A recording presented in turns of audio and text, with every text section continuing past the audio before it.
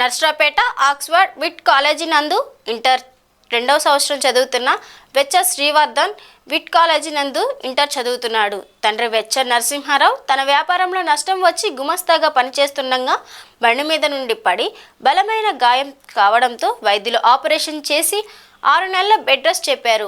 అదే సమయంలో పిల్లలకు విద్యా దీవెన రాకపోవడం తమ పిల్లల చదువు ఆపే పరిస్థితి వచ్చిందని ఆ దంపతులు పల్నాడు జిల్లా ఆర్యవైశ్య సంఘం దృష్టికి తీసుకువచ్చి ఆ పిల్లల చదువుకి దాదాపు 1,75,000 ఖర్చు అవుతుందని, ఆపరేషన్ సమయంలో బంధువులు స్నేహితులు సహకరించగా ప్రస్తుతం ఎవరూ అండగా లేదని, బయట అప్పు పుట్టడం లేదని, తమ బిడ్డల చదువు మధ్యలో ఆగితే సర్టిఫికేట్స్ కూడా ఆగిపోతాయని కన్నీరు పెట్టుకోగా కష్టంలో ఉన్న వారికి ధైర్యం చెప్పి గత నెలలో పెద్ద బాబుకి 1,20,000 కట్టి రెండవ బాబుకి 55,000 రూపాయలు కాలేజీ యాజమాన్యానికి కట్టి రసీదు ఆ కుటుంబ సభ్యులకు అందించడం జరిగింది.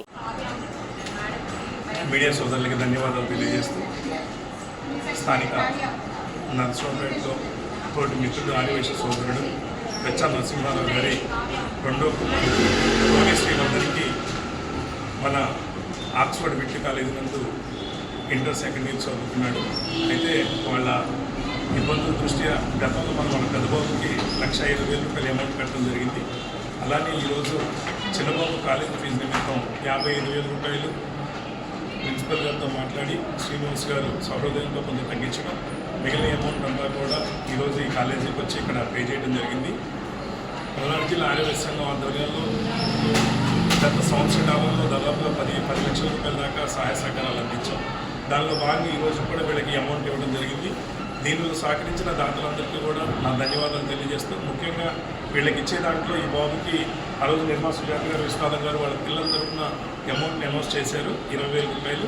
ఆ రోజు పెద్దబాబుకి కొంచెం, చిన్నబాబుకి కొంచెం దాంట్లో ఇవ్వడం జరిగింది. దానిలో భాగంగా ఈరోజు వాళ్ళతో పాటు వచ్చి చిన్నబాబుకి ఈ కార్యక్రమంలో వాళ్ళు కూడా పాల్గొంచుకుంటూ నేను ప్రత్యేక ధన్యవాదాలు తెలియజేస్తాను.